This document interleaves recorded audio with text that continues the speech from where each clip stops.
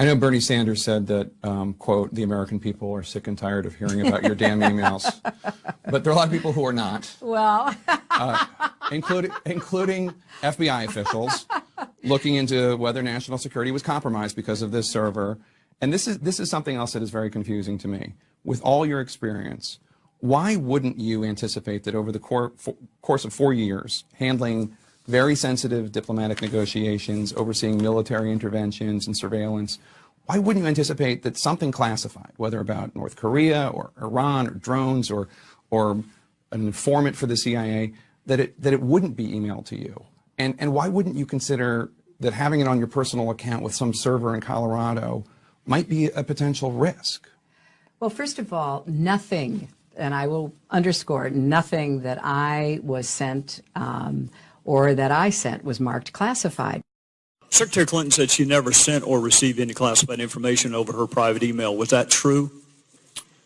Our investigation found that there was classified information sent. So it was not true. Right. That's what I said. Including Secretary Clinton said there was nothing marked classified on her emails either sent or received. Was that true? That's not true. Including Secretary Clinton said I did not email any classified material to anyone on my email. There is no classified material. Was that true? There was classified material emailed. Including Secretary Clinton said she used just one device. Was that true? She used multiple devices during the 4 years of her term as Secretary of State. Including Secretary Clinton said all work-related emails were returned to the State Department. Was that true? No, we found work-related emails, thousands, that were not returned. Including Secretary Clinton said her lawyers read every one of the emails and were overly inclusive. Did her lawyers read the email content individually? No. Including False exculpatory statements. They are used for what? Well, either for a substantive prosecution or for evidence of intent in a criminal prosecution.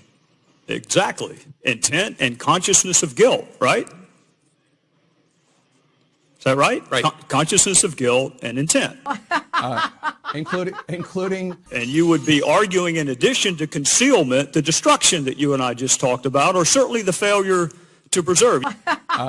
Including You would also probably, under common scheme or plan, argue the burn bags of daily calendar entries or the missing daily calendar entries as a common scheme or plan to conceal.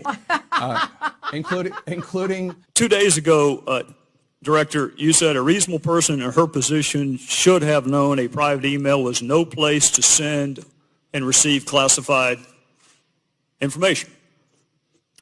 You're right. An average person does know not to do that. This is no average person. This is a former First Lady, a former United States Senator, and a former Secretary of State that the President now contends is the most competent, qualified person to be president since Jefferson.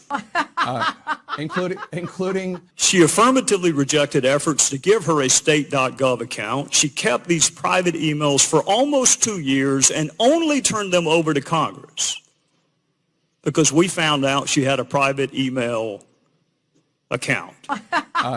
including So you have a rogue email system set up before she took the oath of office, thousands of what we now know to be classified emails, some of which were classified at the time. One of her more frequent email comrades was in fact hacked, and you don't know whether or not she was. And this scheme took place over a long period of time and resulted in the destruction of public records, and yet you say there is insufficient evidence of intent.